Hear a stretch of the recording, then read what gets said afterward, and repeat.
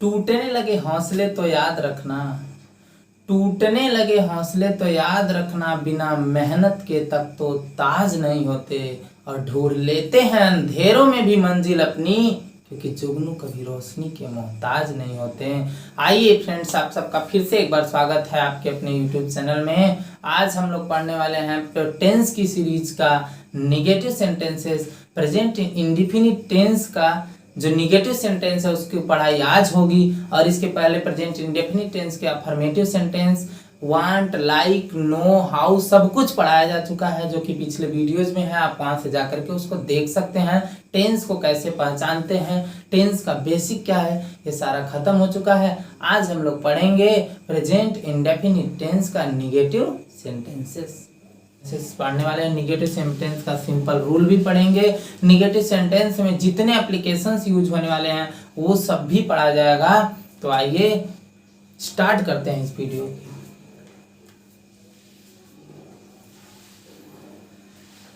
Negative sentence पढ़ने से पहले थोड़ा सा अगर हम लोग अपना ध्यान आकर्षित करें अफर्मेटिव पर, तो अफर्मेटिव का जनरल यही फार्मूला था। सबसे पहले हम लोग सब्जेक्ट लगाते थे, सब्जेक्ट के बाद या तो वर्ब की फर्स्ट फॉर्म या फिफ्थ फॉर्म लगाते थे, उसके बाद अदर वर्ड का यूज किया जाता था।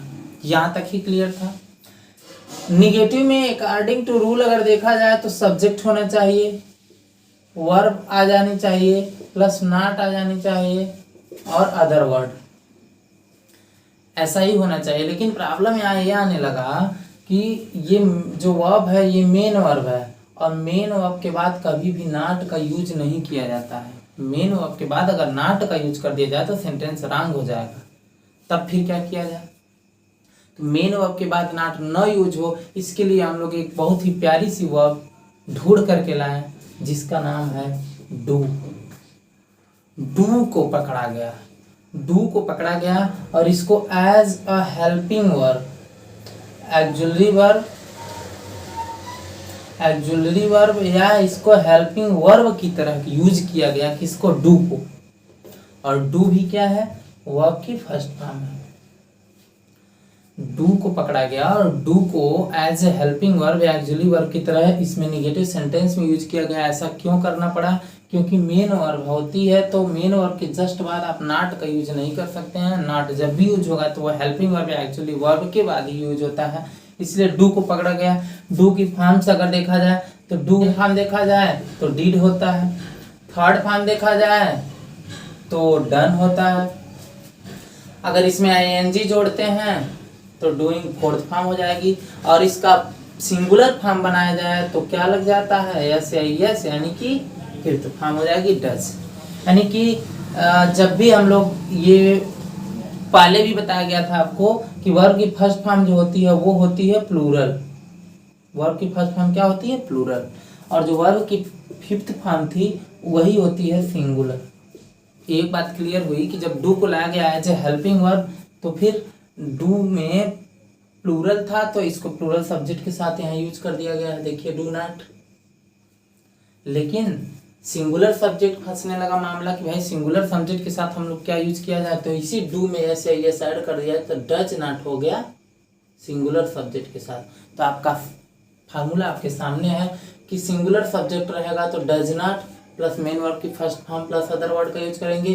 प्लूरल सब्जेक्ट रहेगा तो do not plus main verb की फर्स्ट फॉर्म और अदर वर्ड का यूज करेंगे। कैसे सेंटेंसेस में? निगेटिव सेंटेंसेस में। कौन से निगेटिव सेंटेंसेस में? तो प्रेजेंट इंडेफिनिट टेंस के निगेटिव सेंटेंसेस में।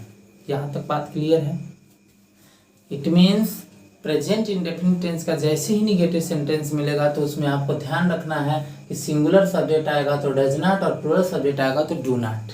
क्यों ऐसा हुआ? क्योंकि मेन वर्ब के बाद नॉट का यूज नहीं कर सकते हैं। आइए एक दो एग्जांपल देखते हैं।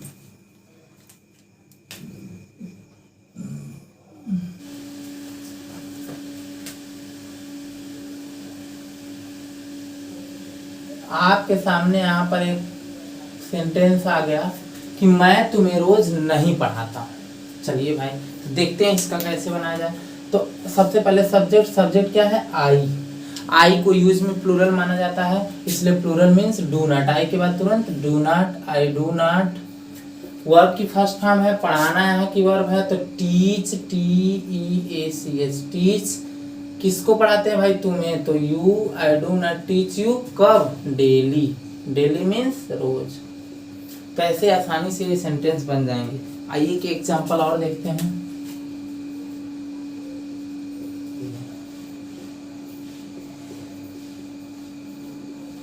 अब देखिए आपके सामने एक एग्जांपल है कि सरला विद्यालय में गाना नहीं गाती है। इट मीन्स सब्जेक्ट क्या हुआ? सबसे पहले तो सब्जेक्ट है सरला। अब बताइए सब्जेक्ट सिंगुलर है कि प्लूरल? तो देखेंगे सरला के लिए इट मीन्स सिंगुलर है, तो सब्जेक्ट लग गया डज नॉट।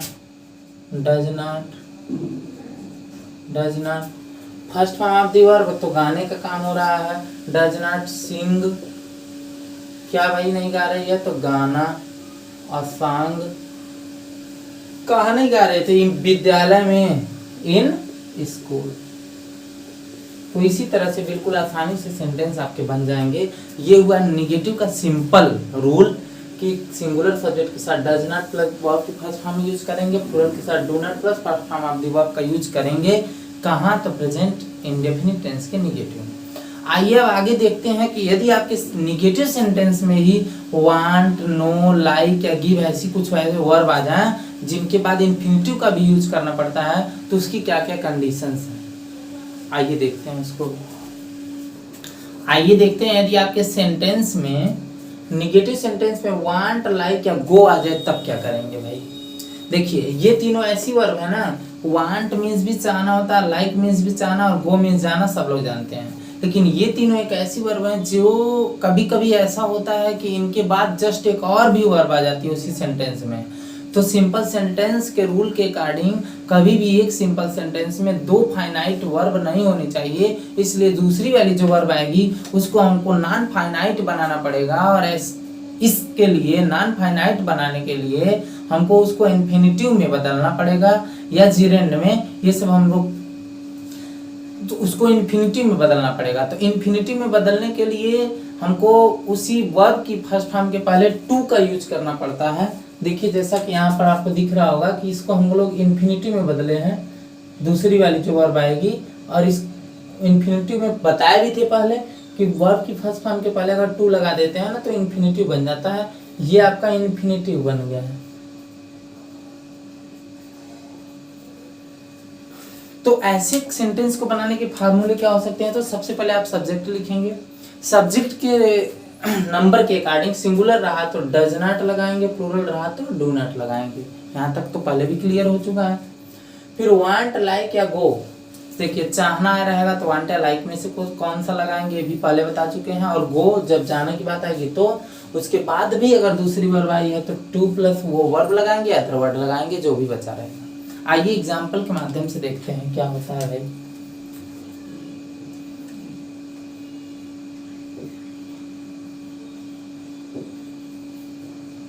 वह अंग्रेजी पढ़ना नहीं चाहता है। वह अंग्रेजी पढ़ना नहीं चाहता। वह अंग्रेजी पढ़ना नहीं चाहता। तो आइए देखते हैं। सबसे पहले सब्जेक्ट, सब्जेक्ट है ही। डज नॉट लगेगा क्योंकि ये सिंगुलर है, तो ही डज नॉट लग गया। अब देखिए पढ़ना नहीं चाहता तो वांट लगाएंगे ना, तो ही डज नॉट वांट लग गया। इनमें से तीनों में से एक लगाएंगे वांट। अब देखिए टू प्लस भी वन, टू तुरंत लगा देंगे। वर्ब की फर्स्ट फॉर्म क्या है? तो देखिए वांट लग गया चाहने का, पढ़ना बचा है तो टू रीड। क्या नहीं पढ़ना चाहता है? इंग्लिश, अंग्रेजी, इंग्लिश। बहुत ही आसान है। सबसे पहले सब्जेक्ट लगा दिए, देखिए फर्स्ट लेटर ही सब्जेक्ट है यहाँ। फिर डज नॉट वांट का मतलब हो गया नहीं चाहता है, इतने की पूरे की इंग्लिश हो गई। फिर टू रीड मीन्स पढ़ना, और बचा क्या? अंग्रेजी। ऐसे ही बन जाएगा। आइए एक एग्जांपल और देखते हैं।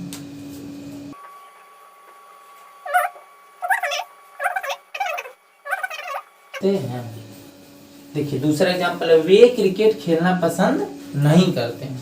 चलिए भाई इसमें देखते हैं। सब्जेक्ट आपका वे है सबसे पहले, तो THEY, दे मीन्स वे। तो सब्जेक्ट लग गया, प्लूरल है तो डू नॉट लगाना है, दे do not, they do not. Want या लाइक या गो में से क्या लगाया जाए, तो देखिए पसंद करने की बात आई है तो लाइक, तो दे डू नॉट लाइक, और टू तुरंत इसके बाद लगा देना है, और वर्ब की फर्स्ट फॉर्म क्या बचा है, पसंद हो गया तो खेलना बचा है ना, तो they do not like to play, क्या खेलना पसंद नहीं करते हैं, क्रिकेट, क्रिकेट बचा है, CRICKET, क्रिकेट, वे क्रिकेट खेलना पसंद नहीं करते हैं, तो they do not like to play cricket. इसी तरह से बहुत ही इजी एग्जाम्पल है, इस फार्मूले को अगर आप ध्यान में रखेंगे तो आपसे गलती ही नहीं हो सकती है। आइए एक एग्जाम्पल गो का भी देख लेते हैं।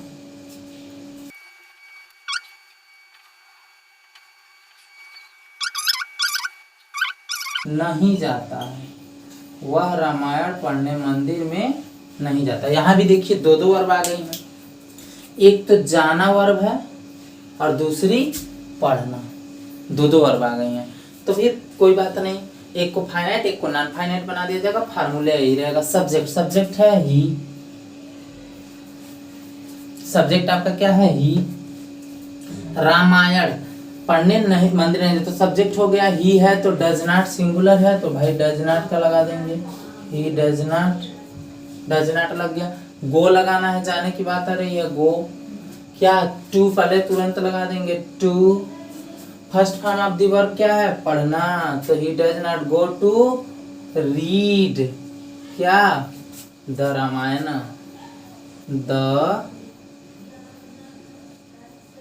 द रामायण कहाँ नहीं जाता है, मंदिर में, इन टेम्पल, इन टेम्पल, मंदिर में नहीं जाता है, इन टेम्पल, तो he does not go to read the Ramayana in temple. तो यहाँ तक भी क्लियर हो चुका। कैसे बनाना है जब कोई दो दो वर्ब आ जाए एक ही सेंटेंस में, तो आइए देखते हैं कि नो अगर आ जाए तो फिर कैसे बनता है सब सेंटेंस। आइए देखते हैं कि यदि आपके निगेटिव सेंटेंस में नो आ जाए तो क्या होगा, क्योंकि आपको पहले से भी पता है कि नो एक ऐसी वर्ब है जिसके तुरंत बाद आप इन्फिनिटिव का यूज नहीं कर सकते हैं। यदि आप नो के बाद इन्फिनिटिव का भी यूज कर देंगे तो आपका सेंटेंस पूरी तरह से रॉन्ग हो जाएगा, क्योंकि नो के तुरंत बाद इन्फिनिटिव नहीं लगता है, बल्कि इन्फिनिटिव के जस्ट टू के पहले हाउ भी लगाते हैं। नो मीन्स होता है जानना। फार्मूला की बात किया जाए तो सब्जेक्ट डू या डज नॉट सेम वही रहेगा, बस यहाँ नो लगेगा और नो के बाद इन्फिनिटिव नहीं बल्कि हाउ टू प्लस V1 का यूज करेंगे। यहाँ तक में भी कोई प्रॉब्लम नहीं है। आइए सीधे एग्जाम्पल देखते हैं, उसके बाद सब कुछ क्लियर हो जाएगा। आपके सामने एग्जाम्पल है कि वह तैरना नहीं जानती है। ठीक है भाई, सबसे पहले तुरंत सब्जेक्ट सी, अकेला सिंगुलर है तो डज नॉट लग गया। नो तुरंत लगा देंगे फार्मूले के अकॉर्डिंग, नो। हाउ टू तुरंत लगाएंगे नो के बाद, हाउ टू। यदि आप नो के तुरंत बाद टू लगा दिए हैं तो आपका सेंटेंस गलत हो जाएगा, because know does not take infinitive. Know के बाद तुरंत हाउ टू, और क्या बचा है देखिए, दो दो वर्ब आई थी, एक जानना वर्ब थी, यहाँ एक तैरना। जानना का नो लिख दिया गया, तैरना का इंग्लिश क्या हो जाएगा, स्विम, हाउ टू स्विम। तो C does not know how to swim, बिल्कुल करेक्ट आंसर। एक एग्जांपल और देखते हैं। नहीं जानता हूँ, मैं गणित के प्रश्न हल करना नहीं जानता हूँ। सबसे पहले बात किया जाए यहाँ सब्जेक्ट की, तो मैं की इंग्लिश आई के साथ डू नॉट। वर्ब देख लिया जाए तो जानना एक वर्ब रहेगी, दूसरा वर्ब है यहाँ हल करना मतलब सॉल्व करना। तो आई डू नॉट नो के तुरंत बाद हाउ टू क्या सॉल्व, हाउ टू हल करना का सॉल्व क्या गणित के प्रश्न, द क्वेश्चन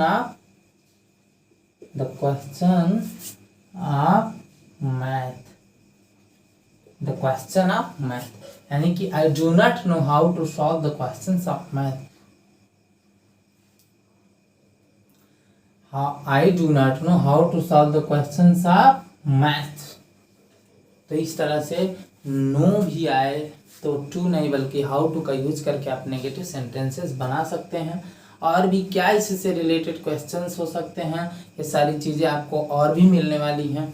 अब इसके जस्ट बाद मैं नो और निगेटिव से रिलेटेड पूरी एक्सरसाइज दे रहा हूँ यहाँ कुछ क्वेश्चंस, जिसको आपको सॉल्व करके कमेंट बॉक्स में सेंड करना होगा। तो आइए सबसे पहले एक्सरसाइज देख लेते हैं। तो यहाँ आपके सामने कुछ एक्सरसाइज दिख रही होंगी जो कि प्रेजेंट इंडेफिनिट टेंस के निगेटिव सेंटेंसेस से है। तो आप अच्छे से इस एक्सरसाइज का स्क्रीनशॉट ले लीजिए और इसको सॉल्व करके आप कमेंट बॉक्स में ज़रूर से ज़रूर सेंड करें और अपना नाम भी लिखें, ताकि हमको ये भी पता चल सके कि कौन ये एक्सरसाइज बना करके सॉल्व करके भेजा है। और इससे रिलेटेड कोई भी कन्फ्यूजन है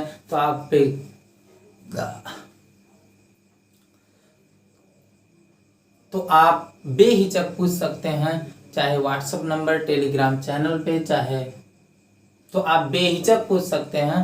तो एक बार फिर से इस वीडियो को यहाँ तक देखने के लिए और लाइक शेयर करने के लिए ढेर सारा धन्यवाद। फिर मिलते हैं अगले वीडियो में।